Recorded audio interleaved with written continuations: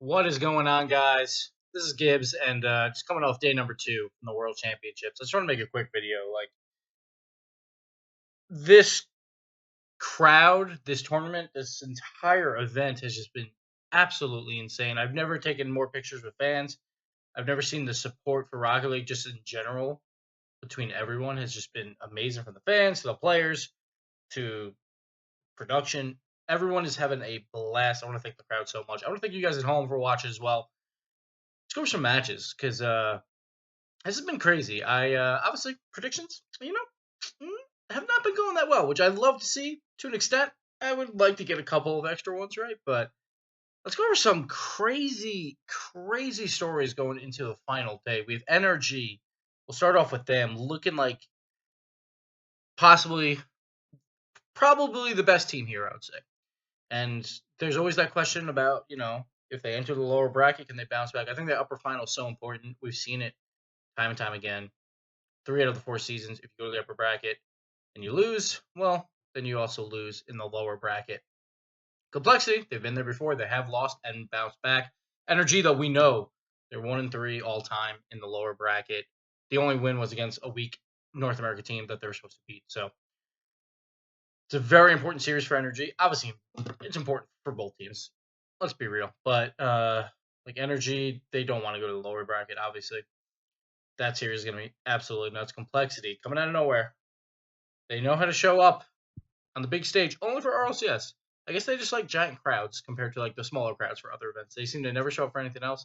They've been playing really well. Magnus has been absolutely on fire. I'm not sure if he's the best player here. I would honestly give that probably to Justin right now. I think Justin has just been showing that, hey, who cares? It's my first World Championship. It doesn't matter. We've never seen a rookie performance like this. The only other one that might be comparable, maybe a Season 3 Fairy Peak.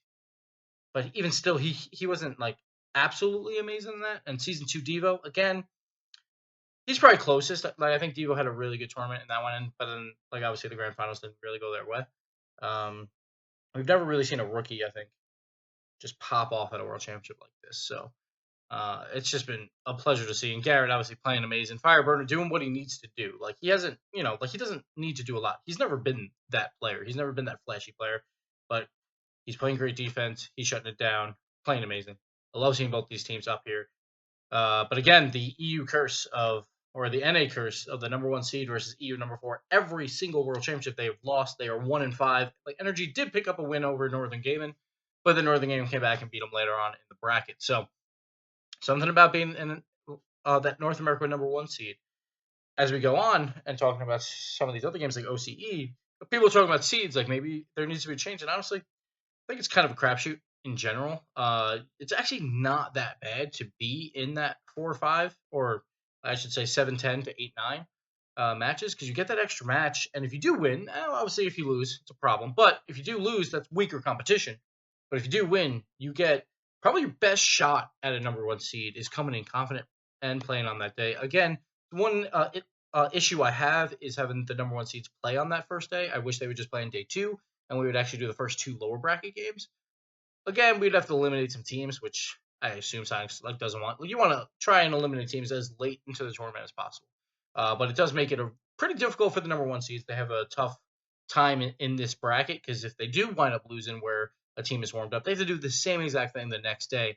And that's what we saw with G2 when they lost to Evil Geniuses. And Evil Geniuses showed up on the first day playing Chiefs. It wasn't terrible, but they didn't pull out the win. It was like, all right, Chiefs didn't look that great either. That series was a little bit shaky. Supposedly, there were some bad settings going on. They were trying to figure out the computers, and both teams didn't really like the settings that it was on. And it seems like that's been fixed since then. But one thing that's cool, one spicy thing is we're 2 matches away from having an EG Chiefs rematch, which would be fantastic for all that trash talk. I would love to see a round number 2. Speaking of that, though, let's move over to Vitality. Vitality just didn't look good this entire tournament. And honestly, we talk about the best players in the world. And coming to this tournament, like, this is completely getting turned on its head. You would say probably top 3, no matter what order you have. It's probably JNAPS is up there, KDOP, and Fairy Peak. And all 3 have performed in live settings a ton. Well, all 3 didn't show up at this tournament so far. KDOP still has a chance to. KDOP still hasn't really shown up, though. Fairy Peak is out, didn't really do anything. For vitality's sake, I could easily see them making a roster move at this point. Like obviously, like I loved what Freaky did this season, but I could easily see Pashy and Fairy Peak trying to pick up maybe a scrub or something. You know that scrub lottery is coming up. I would assume Freaky's out, but who knows? You don't drop Fairy Peak, and I doubt you drop Pashy, but who knows? Maybe Pashy, but I doubt it. I would think Freaky would be the one to go. That's if they make a move. I assume they will make a move though, because they've tried for 2 seasons now and failed both times. Going on the other side, Tainted Minds, they put up a fight, man. Whew, that was fun to watch from Tainted Minds. I love that they made it a series. One of the few predictions I actually got right, surprisingly, in 5 games with Envy. I love to see it from them. It looks like OC is just getting better and better. That was one of my major concerns with, like, yeah, Chiefs are perfect, but if everyone else smacks around the OC number 2 seed, then what does it matter if you go 10-0 in the OCE region? So it really showed Tainted Minds were alive. Of course, they blew a 3-goal lead that they honestly should not have blown in game number 4, but it happens. It happens to the best of us, and Envy moved on there, but then Envy played the Chiefs, and I thought Envy might be able to ride that momentum, but to be fair, so the crowd has been great. The crowd's been cheering on everyone, and everyone loves the Chiefs, but you would think 2 London homeboys, like, you would try and get behind them even more. I think that's the one downside to this crowd a little bit is, like, they're so good that the European teams don't actually have an home field advantage, if that makes sense. Seems like they're equally cheering for everyone. It's getting everyone pumped up. I was talking to EG, actually, and they actually loved when you would do a chant for, like, vitality, because they're like, all right, now we got to shut up this crowd. And that stuff's great, too, to me. But it does seem like the European crowd is so good that they're losing their home field advantage, if that makes sense. Chiefs, though, look dominant. That was the best we've seen from them so far. And going into day number 3, you have to put them up there as a possible favorite to take this whole tournament. Like, if they're going to run through that lower bracket, if they can continue to dominate like that, I would probably have them probably 4th to win the World Championship right now, just because of that dominating performance. And you can't really put them ahead of Dignitas, obviously, because Dignitas beat them. And I wouldn't put them ahead of course, of the 2 upper bracket teams, just because it's a lot easier to win from there. So, but the Chiefs are looking good, and I'm glad to see the OC region finally make day 3. It's been a long road for them, and they have everything against them, and they can still make day 3 and perform at the best. I'm actually going to do a fun video about a what-if scenario where the Chiefs join North America. We'll do it when I get back, obviously. Like, I'm going to be gone for another week. But I think it could be interesting. It's a little wild, but I'll tease it for now. Going from there, what else did we have? We also had, EG's run, Chiefs run, and Energy and Complexity. And then, so that also leaves, obviously, Cloud9, who lost, who didn't look amazing. I do like that Gimmick is doing really well on the offensive side. They just got to kind of figure out that defense a little bit and get Squishy. Like, Squishy's kind of got to figure out what he's doing as well. He was very, very quiet. And then, who was the other team? Dignitas, obviously. World champs, you never count them out. But, man, I've never seen Kate up this quiet in a live setting before. It is shocking. So we'll see what goes on with that. They need to pick that up quickly. But, again, if you're not going to count someone out, it would be Dignitas. They're, probably the favorites to go through the lower bracket. And no one wants to play them if they go to the lower bracket final between Complexity and Energy. Obviously, Complexity has not had a great record against Dignitas, and Energy, they don't want to have to play them again. But Energy, oh boy, they look good. Justin is on another level. It's like he might just be too young and stupid to realize how important this is, but man, he is looking good. And I think I was talking to players in the arena for a lot of these players. It actually feels really good because you are not center stage. Like, you are center stage, obviously, but you're not front and center. So you don't look out like when you're in a theater where you look out and it's just like a wall of fans. Now you have like a lot of empty space, and mostly all the lights are on just the trophy and then the other teams and their monitors. Now, if you look to your right or left, then you'll see a little bit more of the crowd, but there's a lot of dead space in the middle. That might actually help a bit to zone it out. But you can only zone it out so much because these fans are loud, and sometimes when the fans are doing stuff just for fun, like the wave and stuff like that, it could be distracting. Who knows? It's definitely distracting for the casters. But the players should have, more isolated headsets, but it will be picked up through the mic. So trying to play with that is something interesting to see from these players and who can handle that. The only other team I didn't really mention here was G2. We talked about EG a bit. G2, we talked a little bit about how JNAPS just didn't show up at this tournament, and G2, they always desperately need JNAPS to show up for them to have a good performance. To be fair, that's not necessarily fair to JNFs, where it's like, all right, he's always got to step up. It's like, I get it. Like, you want to put some blame on him, but he's so good that it's like, you also need the other guys to really step up.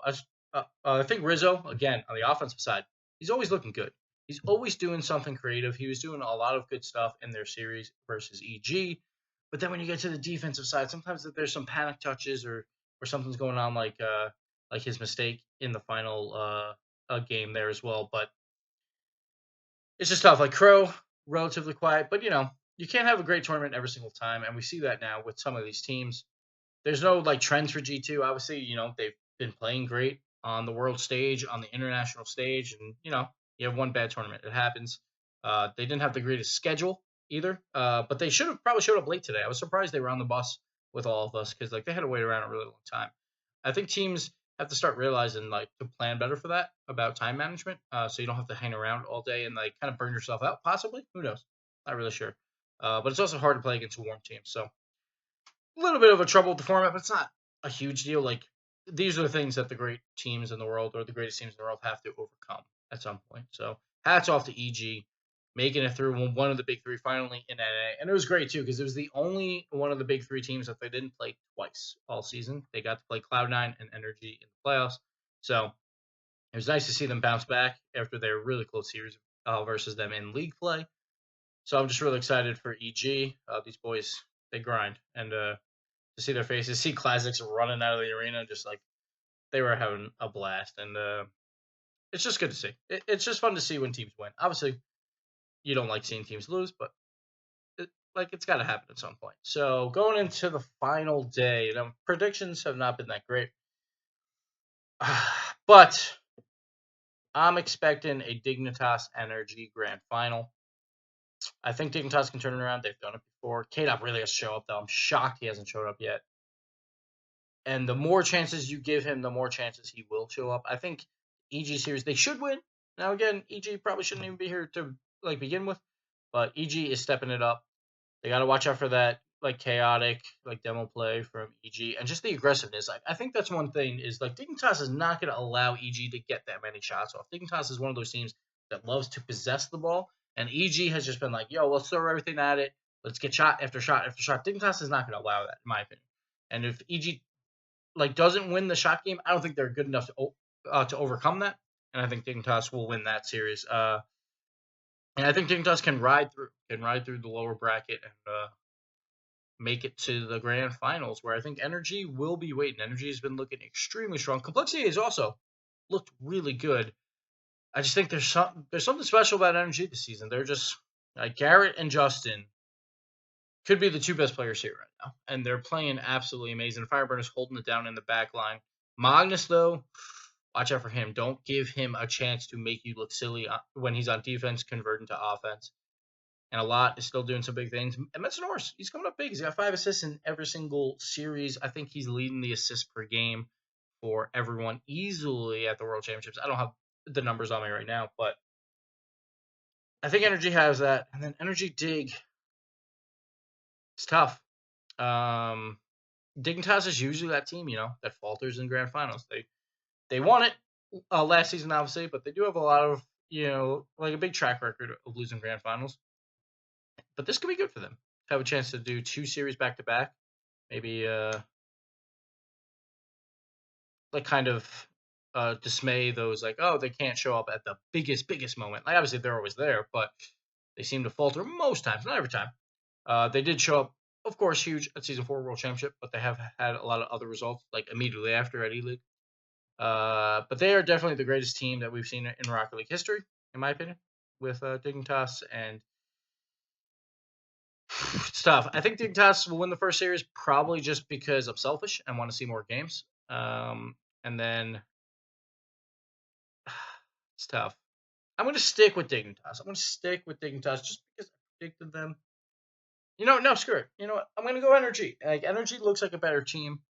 I don't even know if Dignitas will win one series. I hope they do, just because I want to see more great Rocket League. But either way, as Toss would say, the fans win. The fans are the ultimate winners. This crowd has been insane. We are the real winners. The casters, the players, to be able to perform in front of this crowd has been absolutely insane. And I wish I was a player right now. I'm so jealous of all these players playing because there cannot be a greater experience than playing in front of this crowd. And I'm hearing a lot of people say like this rivals some of the best crowds we've ever seen in esports. And I feel like that's just Rocket League in a nutshell. We keep surprising people with how great like our esport is, and I just want to continue to see this grow. And it's up to you guys as fans to continually make this grow. And it's up to us, obviously, as well, casters and players, to make sure we put out a good product for you and perform and like do our homework and make sure we're on point as well. But we're going up, you know. Rocket League is going up. I am so excited to be a part of this. I am thankful that you guys enjoy that I'm a part of this, and like I'm thankful for the players too. The players they have to put up with a lot of shit that I spew on these broadcasts, and most of it's exaggerated. Obviously, I kind of have to do that. That's part of the show. But the players know that to an extent, I hope, and it's always just a pleasure to hang out with everyone, like with the players. I feel like one of the boys, like obviously, like I'm a family man now. Don't really have a lot of time to go out, but I feel like some of my best friends are like where I feel most at home is with the Rocket League community. So I want to thank players for that. I want to thank obviously my other casters who are some of my best friends, and I want to thank you guys as the fans just making this all come true. And let's have a great day 3 because day 3 is going to be absolutely nuts. Make sure you tune in. It starts at 2 p.m. local time here, which is I don't even know what time, like 6 a.m. or something, West Coast, 9 a.m. East Coast, and other European times. You can probably figure that one out. But I'm ready for more Rocket League. And I don't know if I'm going to sleep well tonight because I am really excited and I'm really pumped. That's all I got. Thank you guys for watching, and we'll see you tomorrow. I got burps or hiccups. I guess it'll be hiccups. But yeah, thank you guys for watching. We'll see you tomorrow. Go everyone. Everyone win. Let's fans win. Yay, I'm actual thoughts. Yeah, yay. Look, this team's going to win, but